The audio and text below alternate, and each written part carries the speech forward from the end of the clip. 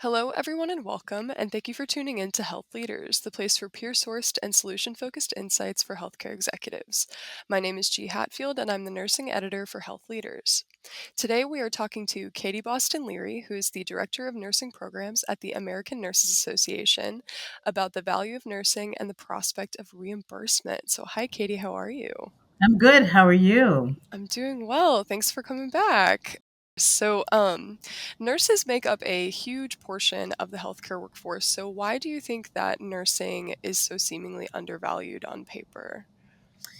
I think it has a lot to do with the fact that we're invisible in terms of how we contribute to um, the bottom line, particularly the financial well being of institutions. Mm-hmm. And I think it has a lot to do with the fact that we don't have a separate line item on the claim side and also on the reimbursement side. Mm-hmm. And because of that, we're needed for sure. And everyone knows that, we are the largest workforce and we're 24/7 Mm-hmm. in high numbers. But there is one of the problems that you find, particularly in my past role as a chief nursing officer. um, Nursing was commoditized, where Mm-hmm. it was an expense, which sits on the liability side, and it's something that has to be reduced. Um, Mm-hmm. and the way the system is set up, if organizations can reduce labor, particularly with nursing, that is increasingly expensive Mm-hmm. because since the pandemic, and achieve good or excellent patient outcomes, that's the win. Um, which doesn't help because I always say, just because nurses, in some cases, are going along with working with unhealthy work environments and unimaginable workloads, Mm-hmm. and patients are continue to be admitted and discharged, doesn't mean everything is okay. Mm-hmm. The harm is happening in the middle, which subsequently leads to issues with retention, and ultimately, additionally, recruitment, because word of mouth is a powerful thing. Mm-hmm. So we need to understand, I think it's every institution's duty, and this is not me making the case for every nurse getting a check. It's Mm-hmm. more about the fact that there's a responsibility for every organization to understand how nurses contribute to the bottom line, because they do. Mm-hmm. Absolutely. So, what are your thoughts on the idea of nurse reimbursement?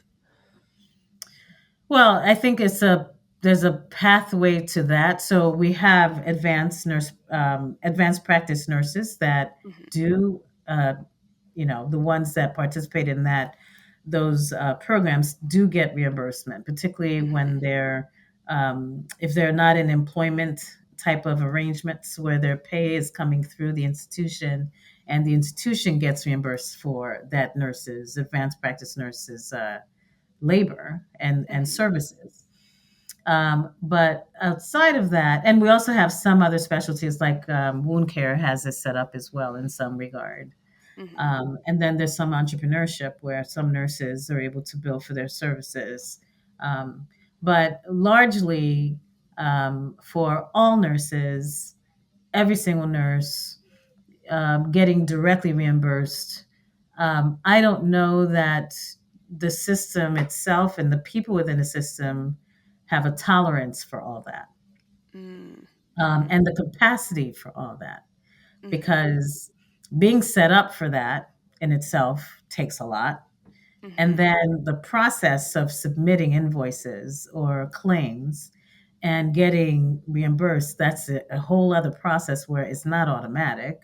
Mm-hmm. You submit a claim, there's some justifications to that. There's also this sandbox of that you have to play in if you are a part of this with managing denials Mhm. and Yeah. resubmitting. So all of that, I think, makes it so that there's not much tolerance and ability and capacity for the system and the people within the system to make this happen. Not to mention, it's going to take a major um, reversal of the current process and change for this to happen. And we know how healthcare is with change.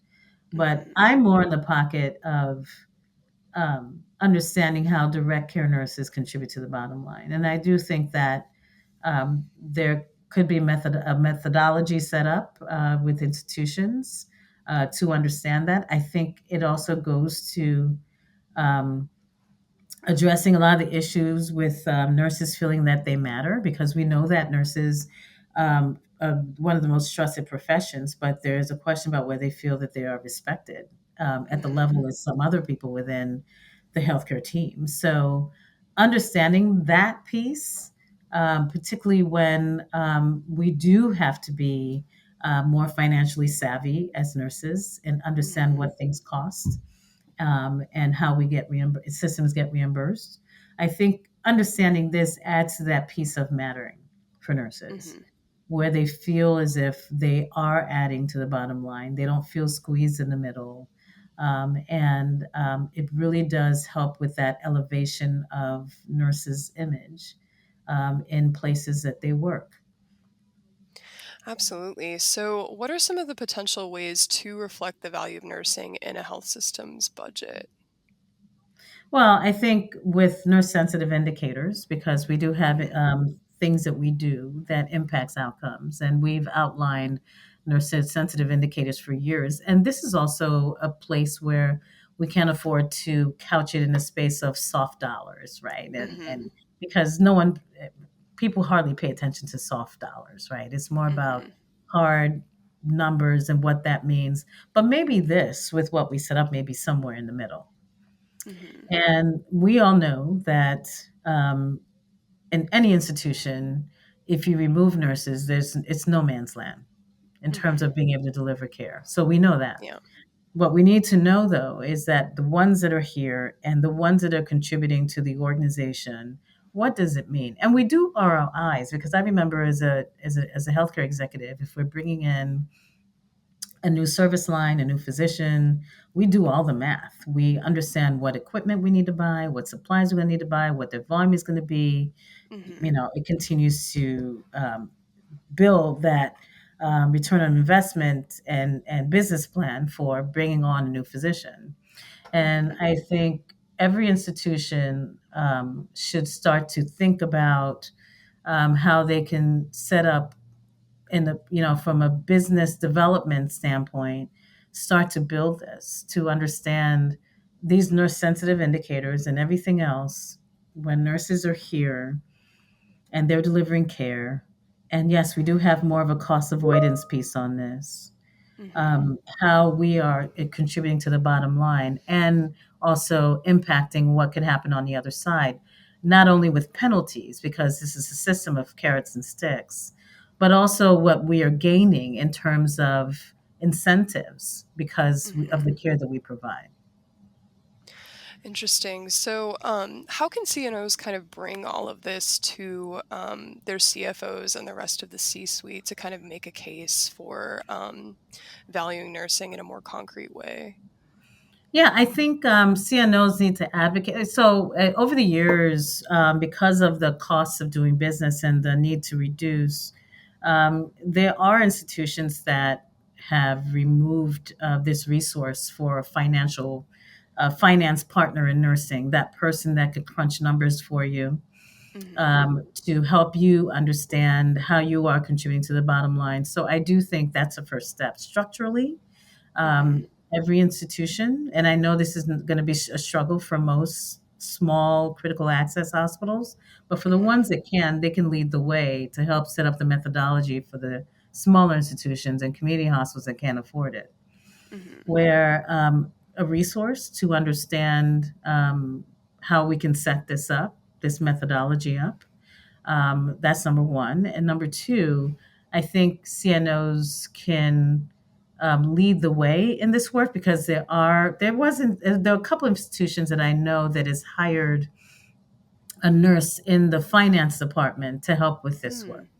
Mm. Mhm. And we also need to revisit some of the metrics that we've continued to review as a way to understand how nurses are contributing or impacting the bottom line, and maybe look at the definitions and the math behind some of these metrics that probably don't work anymore. We've always struggled with average daily census. It Mhm. doesn't make sense because it captures a certain number at a certain point a day that doesn't tell the full story. So nurses then look like they're have more resources than they need. So Mhm. that's one metric that needs to be looked at. Another metric is productivity. We've Mhm. consistently looked at that as a measure to see how we're measuring nursing hours over RVUs, and to see about how maybe productivity is not the measure that we thought it was, and maybe setting up a new standard for that, because we should not be celebrating when nursing has 98 to 120% productivity. We have Mhm. to understand what that means. And it may mean, especially if you have a department that's not fully staffed, it may mean Mhm. that you're overextending your people, and it's impacting their wellness and their overall health. So these are all we need to look at these metrics, and that's what CNOs could also lead, working with financial leaders on how Mhm. we need to pay attention, what key metrics we need to revisit, and reset them and set the new standard, and also understand what metrics we should be paying attention to, right? Mhm. Because there is a bit of a cost of doing business in nursing that is not necessarily paid attention to, like the positions that tend to get cut when times are hard, educators, Mhm. Mhm. inspects, incentives for preceptors and things like that. Yes, it doesn't connect to an RVU, but certainly you need them Mhm. for a strong, resilient workforce. Absolutely, So yeah. I think these are all the things that require some research that CNOs can lead with the proper resources and get the message out there so that everyone sees it and understand how that could be applicable to where they are as well. Mhm. So I want to touch on that piece you mentioned about nurses being a little bit more financially savvy. I've heard a lot of people kind of throw the phrase around like, CNOs need to learn to speak the language of the CFO and saying things like that. So, how do you think nurse leaders and financial leaders can learn to speak to each other and communicate more effectively on topics like this? I think that's the key. It's really that bi-directional flow of Hmm. understanding. And whenever I hear CNOs need to speak the language of CFOs, I then say, yeah, and it should go the other way too. Hmm. If you are an effective leader in this space, especially now that we're paying attention to cost of care and everything else, you need to Hmm. understand all these different pieces about the value of money and all the business aspects of healthcare. Definitely, because healthcare is in a capitalist system, it's a business. Hmm. On the other end, CFOs need to also pay attention to and understand what it takes for us to have an environment and institution that really is about the mission versus the margin. And the Hmm. mission is not only do we provide quality care, but it's also empathetic care and empirically based care and supportive care to not just the patients, but the people that take care of patients. Like that needs to Hmm. be well understood. In some cases, it may cause a major shift, right? Because there are organizations that historically have hired CFOs because of their ability to cut, Hmm. right? Hmm. Um, we have to think differently because that thinking is what got us here to a Hmm. certain degree. And we're at this reckoning point now where um, we need to align what there's a saying about does your role align with your soul? Yeah, we have to. Hmm. We tend to be in this place where we're picking from the lesser of two evils, and making choices that impacts how we are seen as leaders. So that philosophical meeting of the minds between nurse leaders and financial leaders within the organization is very important because we talk about the CFO, but I remember, yes, I interacted with the CFO, but there are also departments within these financial departments that we need to engage, Hmm. and they need to learn it too. Mhm. Otherwise, you're dealing with people on the front end that don't get it, and then you have to do all this rework with the CFO.